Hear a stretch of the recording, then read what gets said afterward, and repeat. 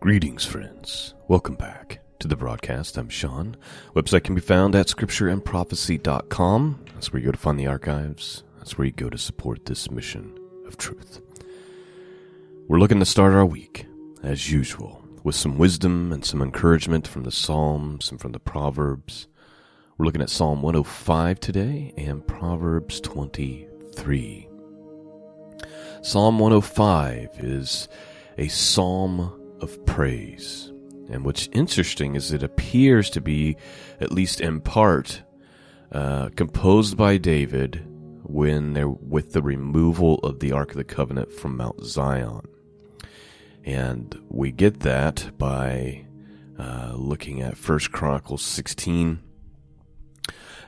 which I'll do here in just a second. Well, actually, just let me do it. So let's look at 1 Chronicles 16 real quick. 14 verses, and you'll notice when we start our psalm that the first 7 verses are actually in our 1 Chronicles reading. So here's what it says in 1 Chronicles chapter 16, starting with verse 1. So they brought the ark of God and set it in the midst of the tent that David had pitched for it. And they offered burnt sacrifices and peace offerings before God. And when David had made an end of offering the burnt offerings and the peace offerings, he blessed the people in the name of the Lord. And he dealt to every one of Israel, both man and woman, to every one a loaf of bread, and a good piece of flesh, and a flagon of wine. And he appointed certain of the Levites to minister before the ark of the Lord, and to record, and to thank and to praise the Lord God of Israel. Asaph the chief, and next to him Zechariah, Jael, and Sheremoth, and Jahiel, and Mahitaha, and Eliab, and Benaiah, and Obedam, and Jael, with psalteries and with harps. But Asaph made a sound with cymbals. Benaiah also, and Jahaziel the priest with trumpets continually before the ark of the covenant of God. Then on that day David delivered first this psalm to thank the Lord into the hand of Asaph and his brethren. Give thanks unto the Lord, call upon his name, make known his deeds among the people. Sing unto him, sing songs unto him, talk ye of all his wondrous works. Glory ye in his holy name.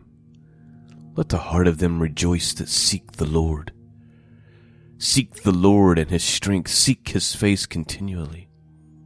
Remember his marvelous works that he hath done, his wonders, and the judgments of his mouth. O ye seed of Israel, his servants, ye children of Jacob, his chosen ones. He is the Lord our God, his judgments are in all the earth. So that's just the first 14 verses in 1 Chronicles chapter 16. And that ending part there is the part that begins our psalm. And so it looks like this particular psalm of praise that we're getting ready to read this morning was composed by David and was delivered during this time when the Ark of the Covenant was brought back. So with that history and backdrop, let us read. I'm not going to do commentary or anything this morning on Psalm 105. I'm just going to read you the 45 verses.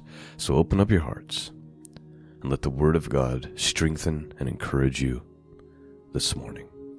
Let's begin. Psalm 105, King James Bible.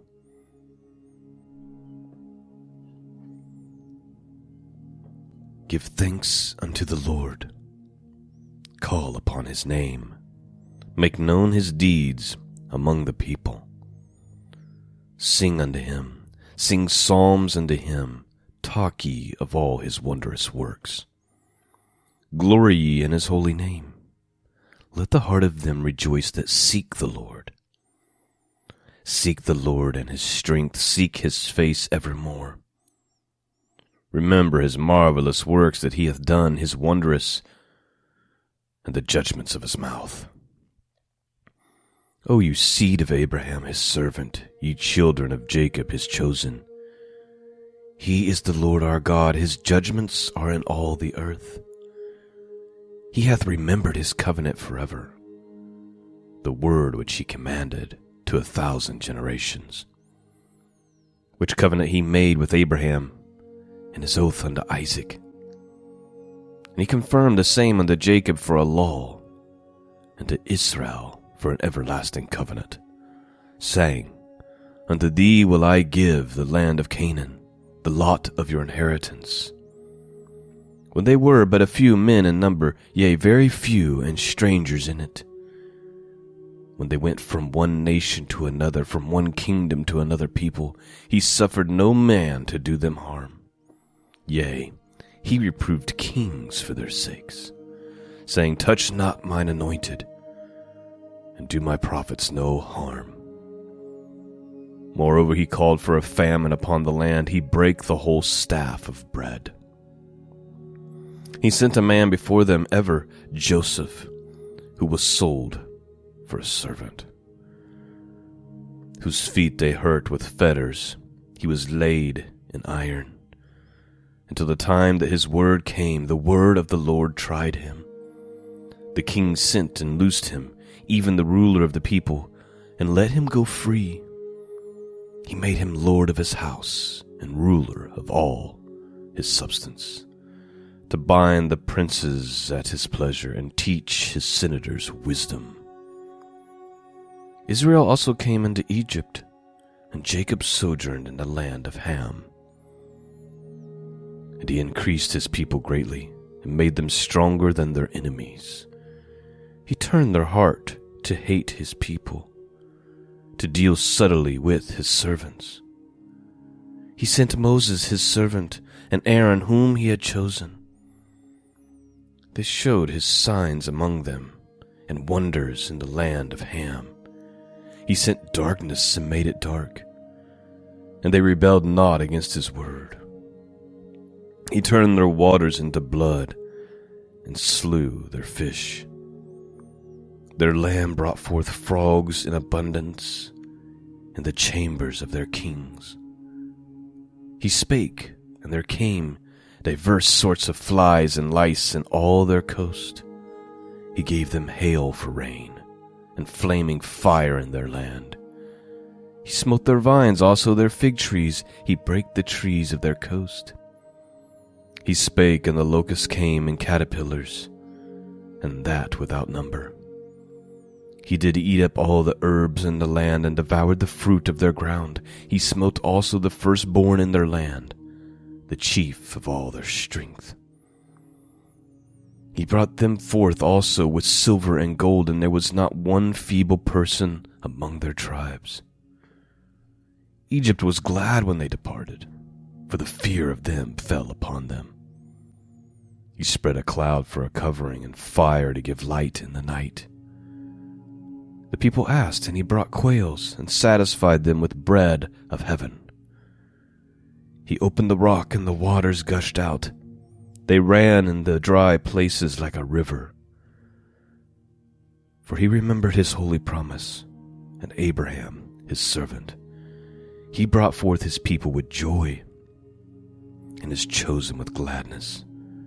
He gave them the land of the heathen, and they inherited the labor of the people, that they might observe his statutes and keep his laws. Praise ye the Lord. That, my friends, is Psalm 105.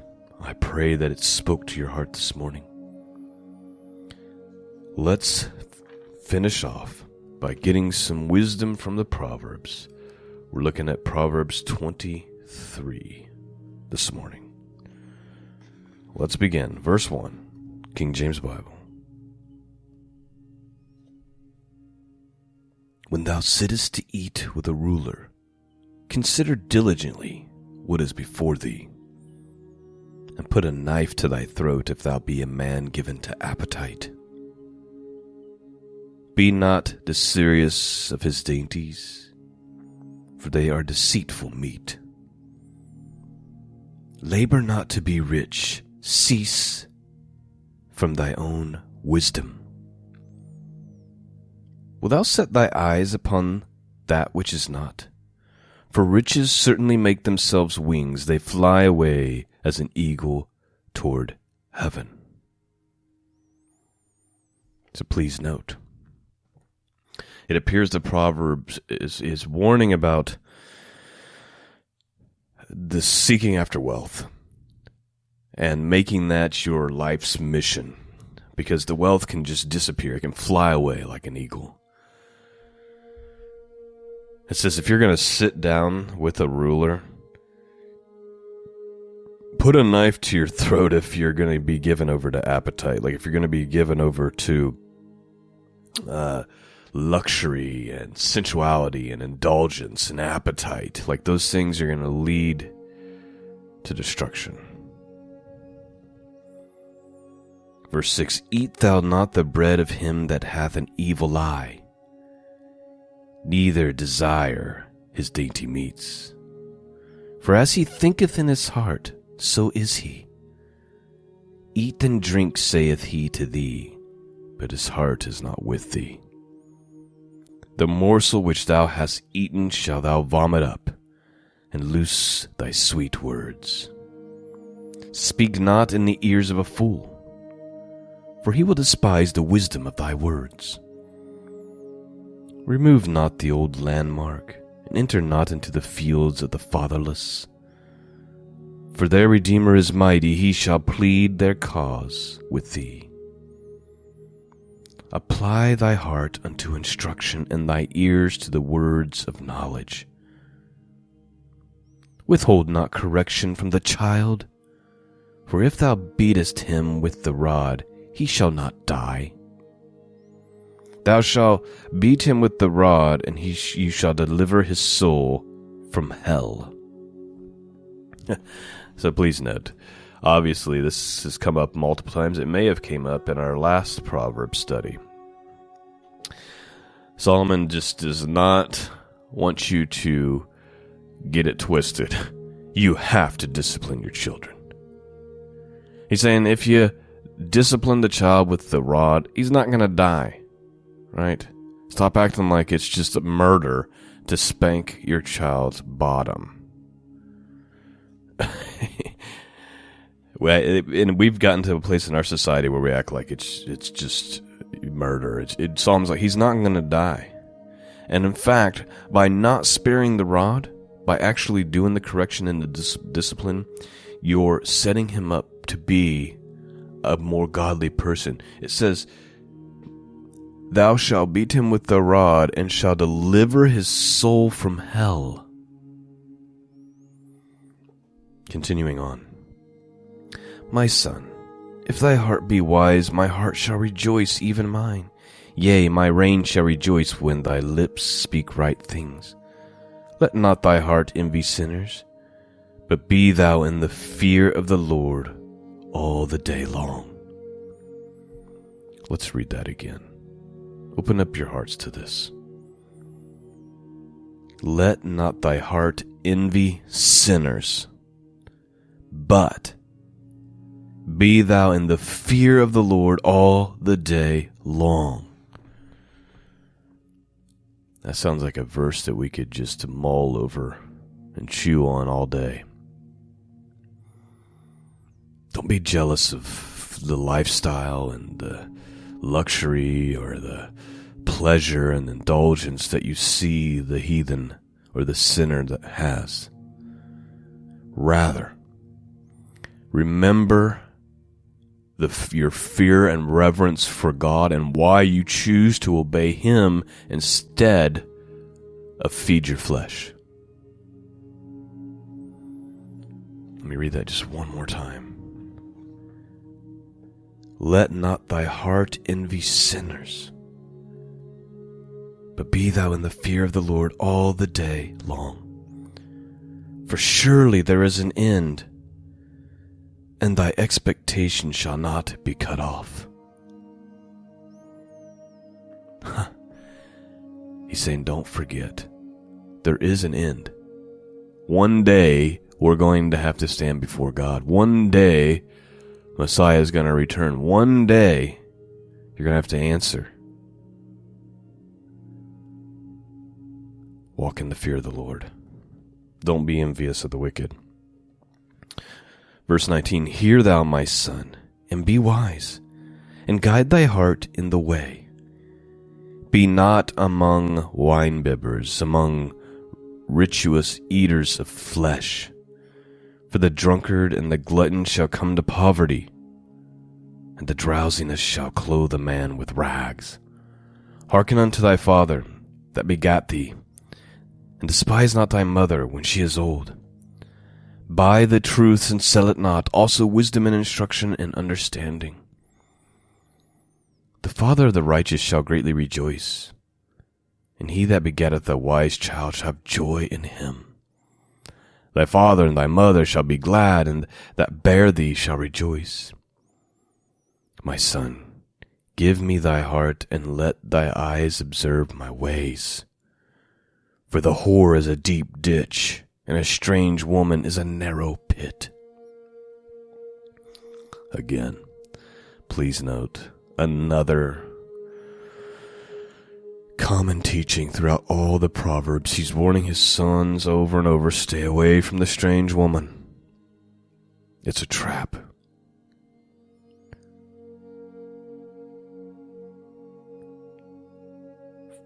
He says, My son, give me thy heart, and let thy eyes observe my ways. For a whore is a deep ditch, and a strange woman is a narrow pit. She also lieth in wait as for a prey, and increases the transgressors among men. Who hath woe? Who hath sorrow? Who hath contention? Who hath babbling? Who hath wounds without cause? Who hath redness of eyes? They that tarry long at the wine, they that seek mixed wine. He's saying, if you're going to long for alcohol, you're going to long for the wine, this is your future. Who hath woe, who hath sorrow, who hath contentions, who hath babbling, who hath wounds without cause, who hath redness of eyes. Verse 31, Look not upon the wine when it is red, when it is given its color, in the cup, when it moveth itself aright. At the last it biteth like a serpent, it stingeth like an adder. He's warning that state of mind that alcohol and wine will put you in will cause you to be a fool.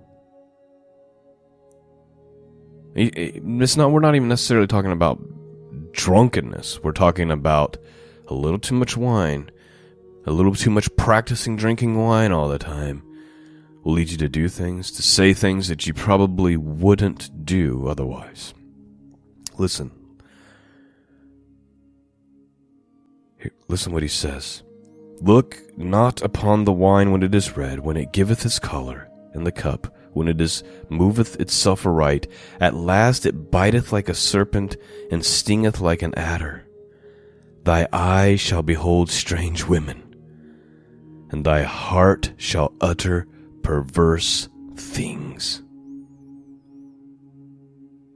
Suddenly the strange woman's going to look appealing. And the strange woman is just simply someone who's not your wife, or someone who is not a godly woman if you're a single person. Thy eyes shall behold strange women, and thy heart shall utter perverse things. So you're going to say perverse and dumb things because of the wine. Verse 34, Yea, thou shalt be as he that lieth down in the midst of the sea, or he that lieth upon the top of a mast. They have stricken me. Shalt thou say, and I was not sick? They have beaten me, and I felt it not. When shall I awake? And I will seek it yet again. And that is the end of our Proverbs. Very strong warnings from Solomon there at the end of the Proverbs 23 against longing for that wine, the dangers. Let it all sink into our hearts and minds and soul. I just have to remember that verse today. If I had a verse for the day, let not thy heart envy sinners,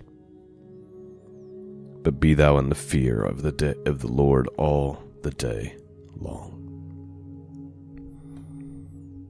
Thank you for listening. Thank you for your prayers that are so desperately needed right now. There's things I'm up against that I don't want to go into detail about on the broadcast, but I need your prayers. Thank you for your support. Couldn't do it without you. Peace and grace be with all of you until next time. God bless.